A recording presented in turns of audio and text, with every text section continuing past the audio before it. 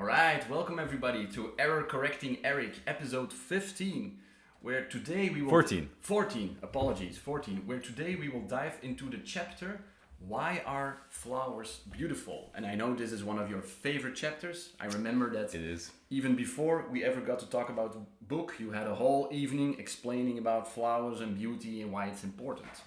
So let's get into it. Yeah. When did I have that conversation with you? That was a long time ago. I remember we were with Nathan at the bar, and we had never heard about the book before, while you had, because you had read it, and you were talking about flowers and beauty and evolution and bees. Were we at the noodle shop, maybe, having dinner? That could be, yeah. I remember that. Yeah. Yes, okay, yeah, that was a good time. Yeah. So today we will dive into why Thomas thinks that flowers are beautiful, how it's related to knowledge, and what's the point of view on David Deutsch, why he thinks flowers are beautiful.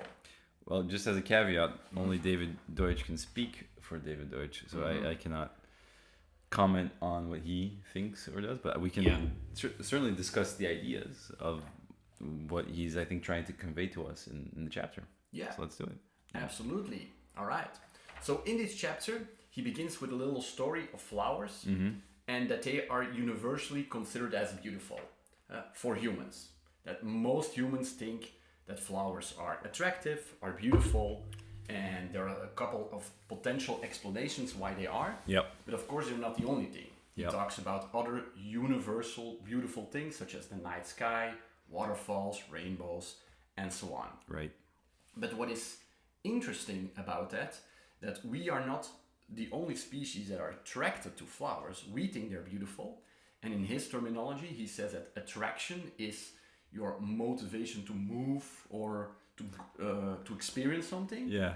Yeah. So when you want to see a beautiful painting, you're attracted to it and you go to a museum, you can go to an artist, to a concert, to listen to it. Right. You're quite literally attracted in the sense of a moving towards an object. Yes, indeed. Yeah. So from his point of view, attraction is a motivator for you to get in motion, to experience something, to move towards, to experience it, to listen to it, and so on.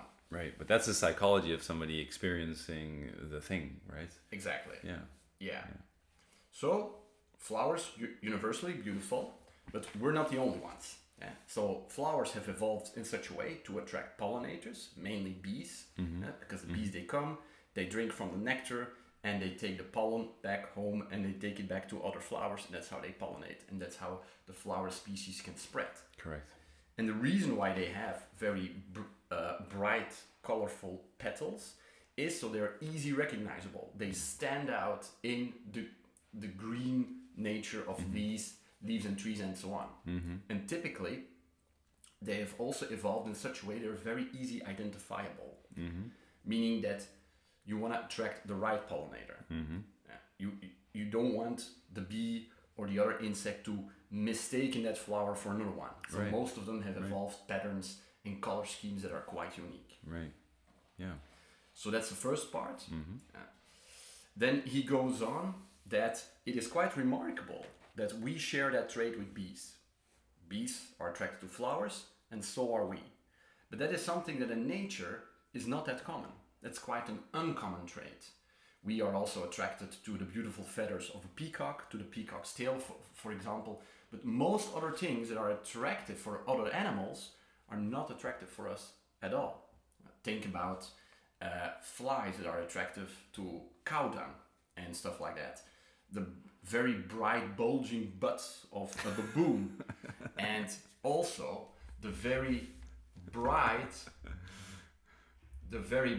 testicles of a cheetah, which signal its fertility, which is very attractive for other cheetahs, not so much for us.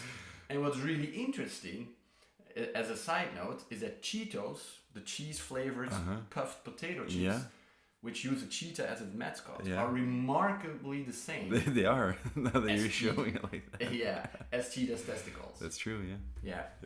So that's the first part. Is there anything that you would like to comment on that one already? I mean, I guess when we talk about attraction and beauty, and I'm sure we'll get into little bit of the details, but to me, what was most interesting, looking at, as you said, when I was talking about it from an evolutionary perspective, it's quite unique that we, obviously, to the best of our knowledge, all life on Earth kind of shares the same origin story, but there are definitely differences in how we've evolved. So I think if you like trace back when, for example, bees or these animals and insects when they like flowers as well, they're so that when we diverged in our evolutionary path, it was so long ago that there's no good explanation for that being a genetic trait of something that we have in common still, right? And that to me was really quite profound, and maybe that's why I was talking about when we were at the restaurant at the time, because I was just like, I thought you could kind of explain kind of all that we do through an evolutionary lens. Exactly. And I took that quite literally from like a behavioralist's perspective, where I think a lot of studies are done on humans where they say, okay, human is exposed to this thing and behaves that way, and that's I think what some psychologists then refer to as being behavioralism, that basically dictates whatever you would do. But I think Deutsch speaks about this in previous chapters as well, where he says, well, humans choose to do things that are unpredictable all the time. Yeah. We don't have in our genes coded that we are able to fly, right? Yet we develop airplanes, we do it. And we can fly. So I remember just being kind of like and there's so many times in this book where my mind is kind of just like completely shattered, where I just go, so evolution doesn't explain why we like flowers and bees at the same time. Yeah. Nor does it do it necessarily for us at all. I think it explains it for the bees, as you were just alluding to. Indeed. I don't think it explains it for us, because symmetrical things, for example, is what people often bring up, and there's a lot of symmetrical things that we don't necessarily appreciate. One of them will be spiders. Yeah. Right. Yeah. I think he gives the example in the book as well: a spider against the white porcelain of a bathtub. Yeah. Is something that would not cause you to be attracted Indeed. to it. Yeah, exactly. You would probably go the other way. Yeah. So yeah, those things, as I was going through the chapter, were very striking to me. That there was just another way that we need to think about beauty. Yeah. I think you raise a good point there, because indeed he describes more behaviors, and I also think that in the podcast of Brett Hall and Tokast, he gives a couple of examples of behaviors that are not indeed explained by our genetics, and you could say, okay, we have a genetic tendency for our own survival, which motivates a lot of our behavior, but then we do things like skydiving, right? Yeah, which from a point of view from a genetic point of view doesn't make any sense. Right. We have mechanisms in place that cause fear of heights and so on, but yet that very thing drives us towards skydiving because it's exciting and exhilarating and so on. Because it's fun. Indeed. Yeah. So it's a completely contradictory system to having everything explained by genetics or genetic-based behavior. Exactly. Yeah, I think you hit it on the nail there. It's just that genetics aren't an explanation for why we. Sometimes it's an explanation for why we do things. For example, if I were to, the doctor's test, right, when you're a kid and they test your reflexes, and they like have the little hammer against your knee, then the reflex then hits up, and that can be explained through the laws of biology, genetics, and those explanations do account for that behavior. But the behavior that cannot be accounted for genetically is all the things that we do that, for example, allow us to do things precisely that other species don't do. For example, as you brought up skydiving, but I would argue even not only in the positive sense of what is kind of exciting to do, but also in the negative sense. Humans, unfortunately, some humans choose to starve themselves to death, right? Yeah. Which also is something very much against, I guess the classical conception of our genetics. Exactly. Yeah. And I think Brett Hall raised an important point there, because he says there is an argument to be made that people that have self-destructive behavior in any form, there must be something wrong with their genetic component that prevents them. But by invoking that argument, you're saying, yeah, it's genetics again. And then the people that go against it, it's again explained by genetics because there is a defect there, there's a default there. Right. Yeah. Something that explains everything doesn't explain anything, basically. Exactly. So if you're going to always invoke genetics for whatever thing that you're trying to explain, then you're not really explaining it. It's like saying, the things fall down, and therefore all things that fall down, must kind of crash. Yeah. While a lot of the things that fall down don't crash, because, like Elon Musk is putting rockets down that don't crash, that come in at very high velocities as well. So exactly. I think that's a very good first profound insight. Not everything can be explained by genetic, especially when it comes to human behavior. I would like to dive a bit deeper in another thing that you said. It's about some universalities in beauty, and we touched upon symmetry a bit. It is generally known that humans with a symmetrical face are considered to be more attractive. Mm-hmm. So there is a component of symmetry there. Perhaps. And there is also a component of symmetry in flowers, but not all flowers are completely symmetrical. And I believe the example of orchids are given. Yeah. That's one. There are also symmetrical things, like you said, like spiders, that are not attractive for us at all. Right. And then there is another thing, which is the bright colors, which might be in a component, but also there are white flowers, which don't have a color at all, and yet they can also be considered as very attractive. So just symmetry in color alone, or their geometric patterns, are not enough to explain the full picture. Right, and I think the right answer here is we just don't know yet. We don't know what objective beauty. We don't have an explanation for what objective beauty is. Yeah.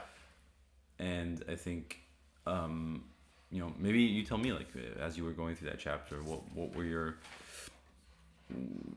when, like, you always kind of come into these things when you read and you're going to be like, oh, I think this is what's going to be discussed here. Exactly. Right. Yeah. But what I find so profound with Deutsch is it's yes, I think what's going to be discussed here, but then not. And he takes the idea seriously and goes deeper into the ideas themselves, right? Yeah. And he like refutes many of those. So my question to you would be like, how did you come into this chapter when you saw flowers? Yeah.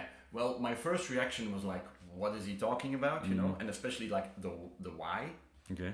Why would he talk about beauty and flowers in an otherwise book that is mainly science and science philosophy driven? So that was the first big thing for me, that because I understand what he says about beauty, and he talks about aesthetics, which is the study of attraction and beautiful things. Right. And then you have elegance, which he describes as beauty from simplicity. Right. The famous E quotation from Einstein, E equals mc squared, is considered as very elegant because it's a very simple E quotation. So I understand all of that, and we can have a discussion about that and flowers and the testicles of cheetahs and so on. Sure. Yeah. But then the big point for me was like, why? Why is this chapter here? What is the underlying point that he's willing to make? Because I understand all the other stuff. Yeah. And I think it has more to do between the link between beauty and knowledge. According to what I understood in that chapter, is that there is a strong interconnection between it. That as our knowledge increases, we can appreciate other kinds of nuances in beauty. Because as we have a better understanding of things, we can appreciate the beauty of a bird, or the way an insect can fly, and so on. So there's a link between beauty and knowledge, and in the other way. Because we can learn to appreciate beauty, and because we are attracted to some things, it can drive us to gain knowledge. For example, we can be attracted to beautiful rocks and minerals that we find, and then learn about them. And then we can learn about different minerals and how they form. And So I think that is the major insight, Okay. and it's something that I never thought about before, of course. As many things in the book. I wouldn't maybe say, I think it's more about developing knowledge of beauty Yeah. rather than it being, I think knowledge can be beautiful, but it is not necessarily beautiful. I think there is something objectively that we can define as being beauty. And the bee's human example is, I think the discrepancy there is that it needs to be explained, as we said, via different mechanisms than genetics or evolution. It needs to be explained in a different way. Yeah. Why both these species that have their genetic heritage so far away in the past that there's no good explanation for that being a genetical component. So there needs to be something else, and he conjectures.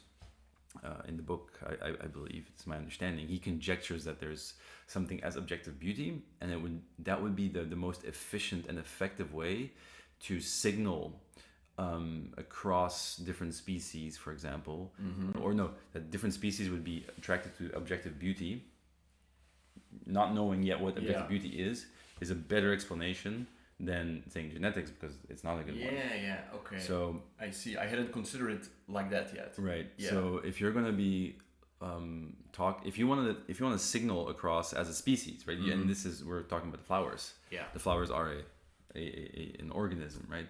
If you want to signal across you want to enhance your fitness, let's say, right, from an evolutionary perspective. Yeah. Then what do you evolve into if you want to capture as many other something beautiful. You evolve into something beautiful. If you want, and especially if you want to capture the attention of creative minds like ours. Yeah. Right, because as you said, the dung of a cow is attractive, literally to the flies, but not for us. Is not objectively beautiful to go to. Exactly. And I think that's where the kicker is, because we are creative. So why we find flowers so beautiful isn't evolutionary. Then what is it? Yeah. It is something that is subjectively more beautiful. And my guess is, and I think I've done a little bit of other podcasts, listening around this as well, is that there, like, how art, right? There's something as good art and bad art. Yeah. And it's not necessarily your preferences, right? I think, for example, there's postmodern art is very much like a toilet in the middle of an art exposition, claiming to be art. But I think the purpose of that toilet is more of an fu to art. Exactly. It is not meant to be art. It's meant to as a statement towards meant to insult art. Yeah. Right. That is the political reason for that art. I see. Yeah. While if you look at the statues of in any kind of European city, especially in Firenze, like they call it Stendhal syndrome, I believe. If you walk around in Firenze, that you are kind of overblown by beauty, that you kind of pass out from the beauty. Yeah, it's in German Stendhal or something. Yeah, indeed. So I think there's something there, and I've had discussions with other, let's say, art majors. No, art majors. I don't know why I use quotation marks. They were actually studying art. Real art majors. Yeah. And they also agreed. I think there's something that is more beautiful than something else. Yeah. And if you bring that into music, I think people would make the same bold claims. Is that although there's obviously some cultural aspects to pop culture and pop phenomenon, like that aside, I think even people that don't like classical music have to agree that there is something profoundly beautiful about Mozart or Beethoven. I think maybe he brings it up in the chapter as well. Indeed, yeah. I think he also mainly talks about little differences that can completely undo it and change it, and a work of art where like a single note can be different and you hear that there is something wrong. Something wrong, yeah. Without having the capacity of explaining why. Yeah, you But just know. Yeah. so there is some kind of, maybe there is an objective underlying reason for that. I think because we are creative, we can, if kind of maybe open to looking for it and being interested in finding the objectiveness around a song or a sculpture or piece of art. Yeah. If you're genuinely interested in finding a better version of whatever it is that you did, I don't know. There's something objectively beautiful that you're trying to find. Indeed. And that's why he gives you the waste paper basket, right? Where he gives Mozart is like probably changing his notes every time he writes something down, and I forget which one was deaf and which one was blind.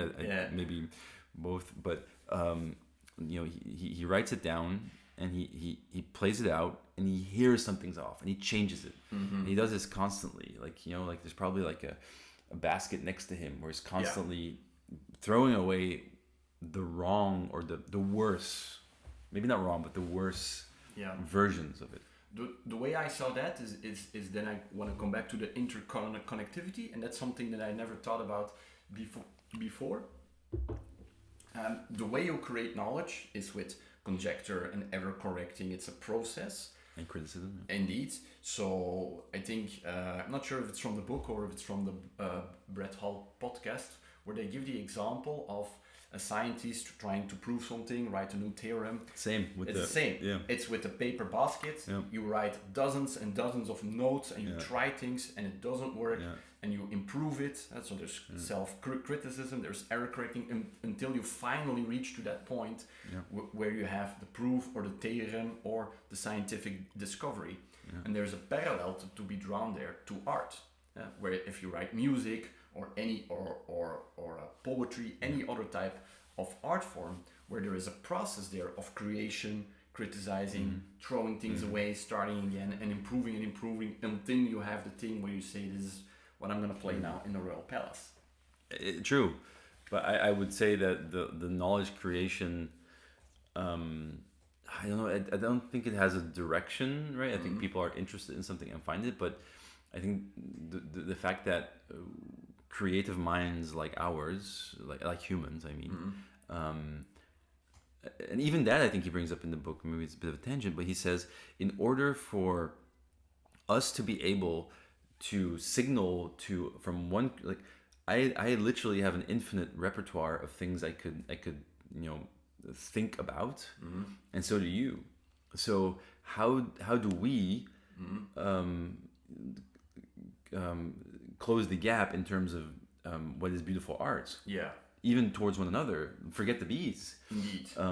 Like for me to explain something that we all kind of, I don't want to say agree on, but find some common ground on, but in a more objective way, not just kind of in a political consensus way where we say, all right, let's go to that restaurant tonight because choices. I want There's a chapter about choices. Right. Yes. Yeah. So I mean, objectively, there's something that we're all literally attracted to. Yeah. Like you said, to that painting, and that is objectively something beautiful. Mm-hmm. But we don't know what beauty is yet. Exactly. We have ideas around what the criteria are for what beauty must have, right? Like you said, there's a symmetry potential, there's a color potential, maybe there's a combination of that. Contrast, like we just don't know. But that trying to discover ever and ever more what a better version of your theory, of your painting, of your sculpture, of your song will be, is precisely you're in pursuit of making it objectively better, I would argue, not subjectively better. Yeah, indeed. And if you look at it from that perspective, then what is that thing that you're going after, right? Because that implies, if true, that there's something as objective beauty universally encoded. There's something in our fabric of reality, in the universe, that makes something objectively beautiful compared to something else. And I believe he also makes a parallel that just like the creation of knowledge, that you have infinite capacity of improving it. Yeah. So maybe maximum objective beauty doesn't exist, cannot be reached. It's always an infinite way to improving it more. And what did they say again? A painting is never done. It's only like the artist just stops. Indeed, yeah. There. Yeah, exactly. I understand what you mean. Yeah. This is I forget what the quote is. Maybe if some of the listeners. Can. We can ask things to listeners now. We've got a couple. Like guys, if you want to comment in the comment section, like what is that phrase where it's about an artist never finishes his art, something. He just stops and thinks it's good enough, and then he moves on. Right. Let us know if you have interesting stories on that. There is one more thing that you said that I think was interesting. So how do you signal to other species, especially once you have evolved so far away from each other? And when you think about plants and other organisms, they have practically nothing in common. They have deviated millions and millions of years ago, but still they can signal towards each other. So one of the best way to do it is to evolve into something beautiful. Maybe that's exactly what the spiders did, but then opposite. They want other creatures to stay away from them, humans to stay away from them. So maybe there is a mechanism that evolved them to be the opposite, to be as repulsive as possible. Okay, interesting. I think though that there's no spiders want to evolve into something. There is that specific DNA and expression of that genome that led to that spider is better adapted to the environment. Exactly. In which it is. So I think what you're saying is, correct me if I'm wrong, what I'm trying to say is that when spiders evolved into making sure that there were no other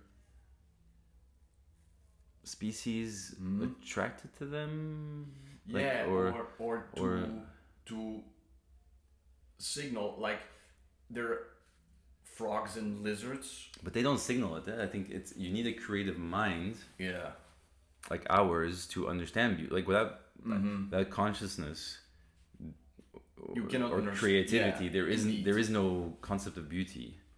I don't think spiders think they are beautiful. No, of course not. They're like Autobots. They just react on their genetic disposition. We don't. We can rise, as you said, we can rise above our genomes and our genetic realities. But there are, for example, very brightly colored frogs that are poisonous, venomous. So they signal to predators, don't eat me. So when you look at the animal kingdom, there are two ways of survival, if you would boil it down. There is the camouflage way. You want to stay invisible to the surroundings. That's like how an owl hunts. An owl is very well camouflaged in a tree. An octopus can be very well camouflaged. But then the opposite also exists. There are animals that are not camouflaged at all. They signal to the outer world, don't eat me, I'm dangerous, I'm poisonous, I'm venomous. But they don't do that through beauty. No, but there is a mechanism in play there, and I think what you mean is that beauty might be a way, might be a good way of signaling to other species as some kind of universal concept. You see what I mean? A little bit. Yeah, I just think it's more helpful to think about humans being the interpreter of the beauty. Yes, because without the conscious mind, without the universal explainer, there can be no interpretation. Right, but you're sure. Yeah, there's probably a genetic fitness. How do I say this? There's probably a benefit to evolving genetically towards beauty. Yes. And that's what the flowers did. Yes, exactly. Yeah. Okay. Okay. Yeah, and maybe the opposites, evolving away from it, also has a genetic benefit, like a spider could be. You see what I mean? Yeah. Yeah. Right. Just as it has nothing to do with beauty, just as they're animals that have a genetic benefit to evolve to look exactly like their surroundings. You have insects that look like a twig or look like a leaf that are completely camouflaged. And then you have animals that want to signal outwards. They want to be as visible as possible. You have these bright colored frogs and lizards with very bright colors, very easy distinguishable, but they signal, they're not camouflaged.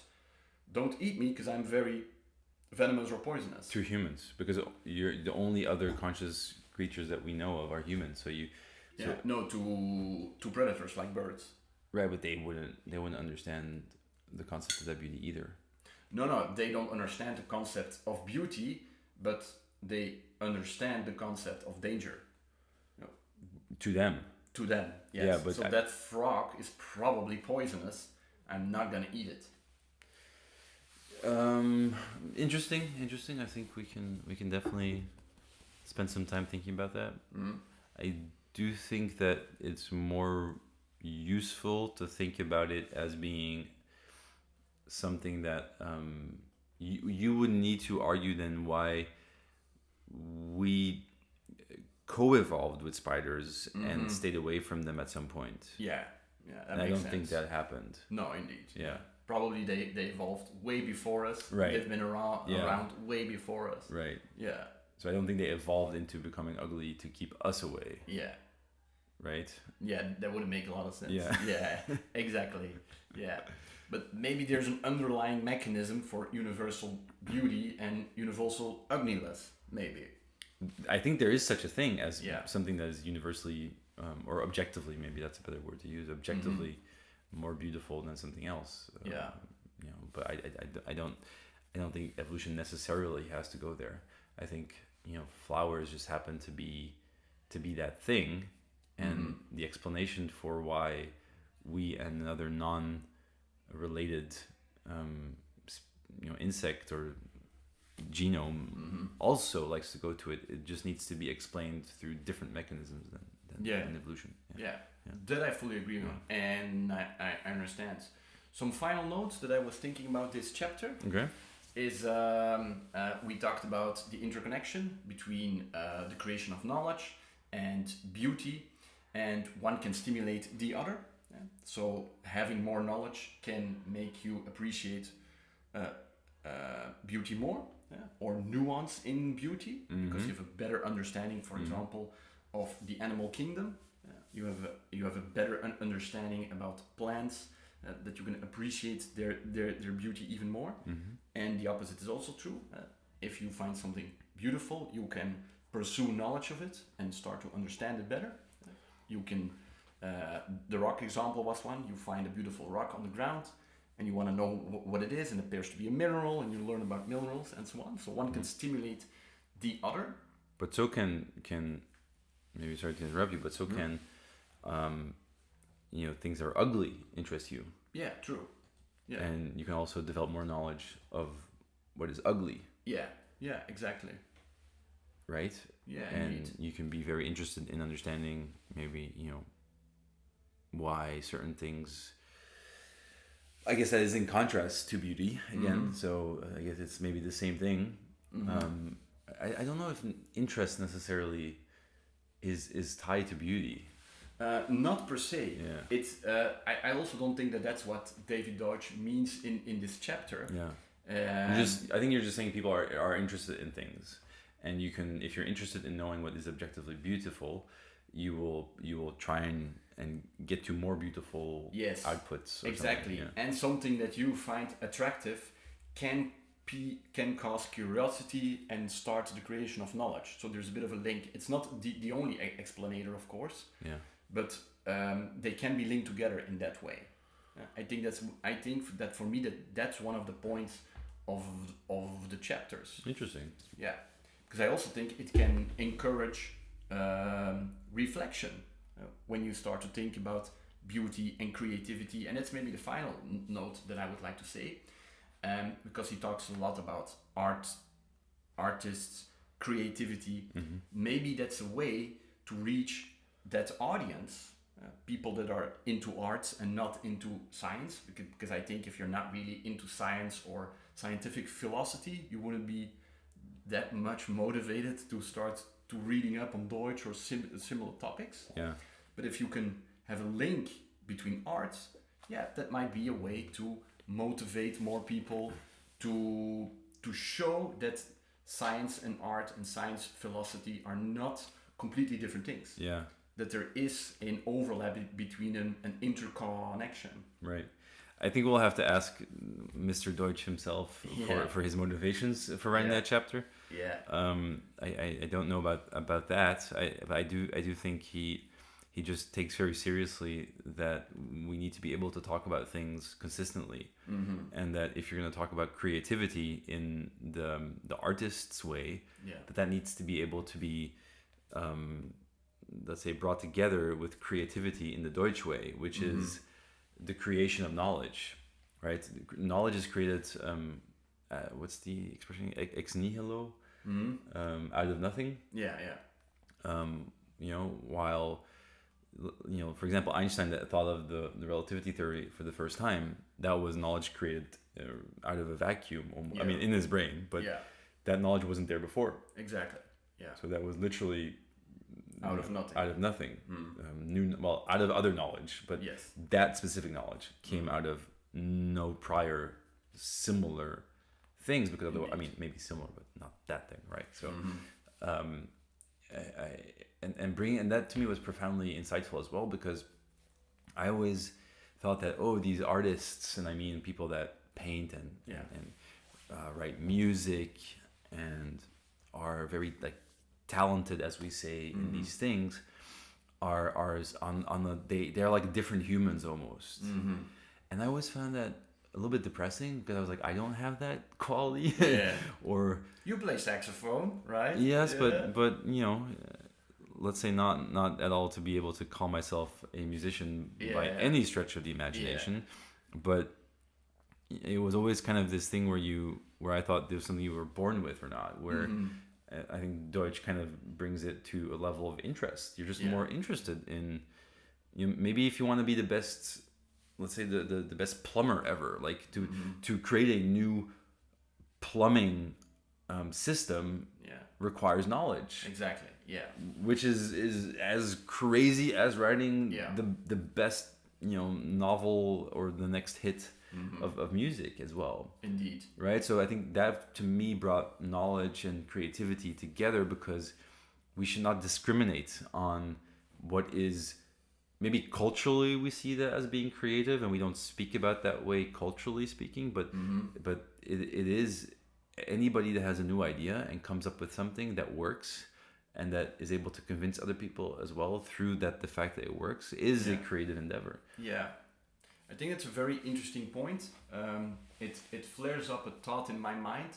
I saw a TED Talk once about creativity, and he asked the audience, do you think you are creative? Yes or no? And people had to raise their hand, and about 9 out of 10 don't raise their hand. So they claim, oh, I'm not creative. And that's creativity, exactly as you say.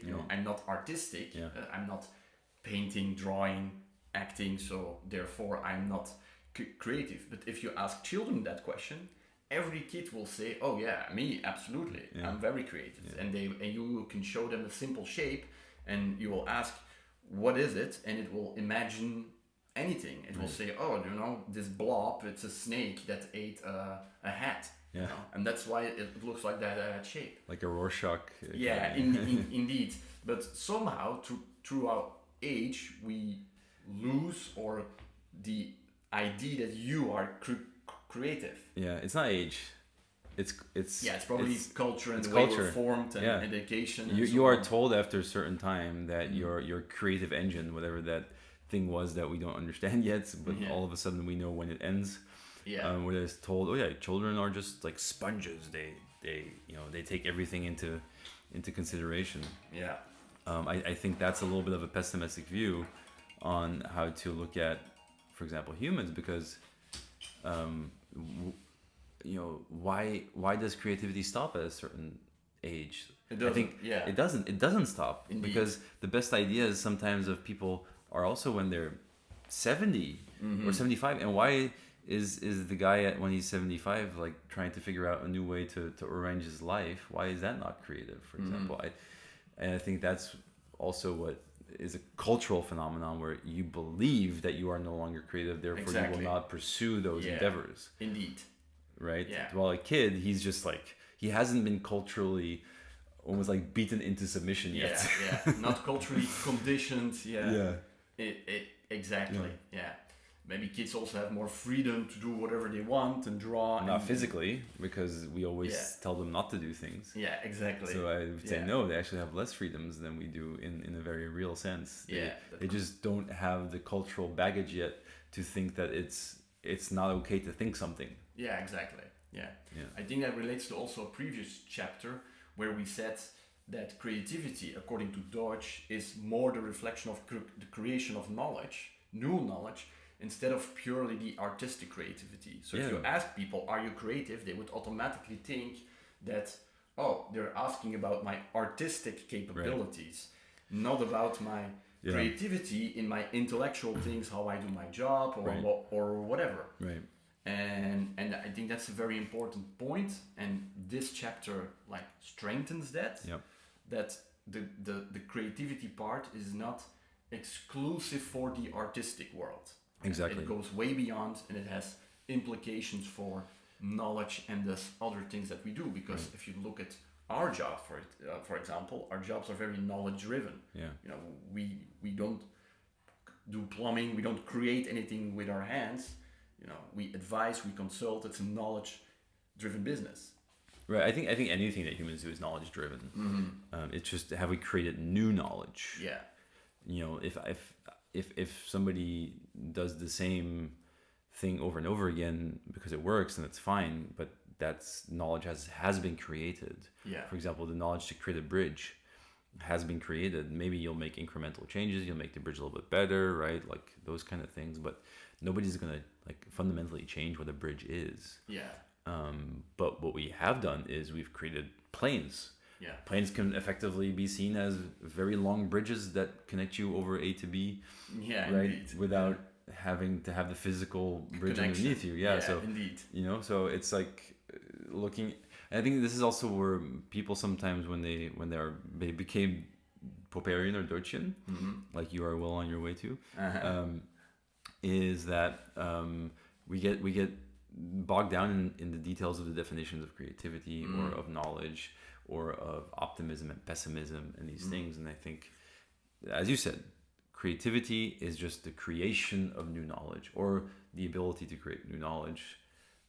More so, it's not your ability to draw a painting. Yeah, exactly. Right. And I think that's what you meant as well. And if you look at it from that perspective, then creativity is a very universal human thing, or like Deutsch is a person. He defines it as personhood. Yeah.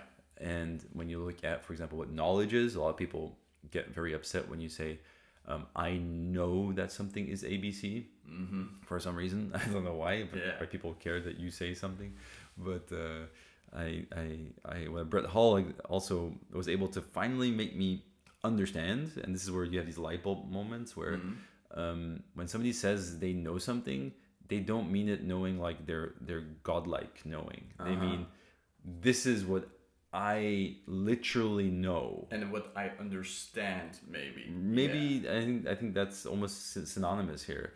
I mean, like if I step out of my apartment and I'm on my way to the bus stop or something, and I think to myself, do I have my keys in my pockets? And I don't yet go for touching my pockets to see if I have them.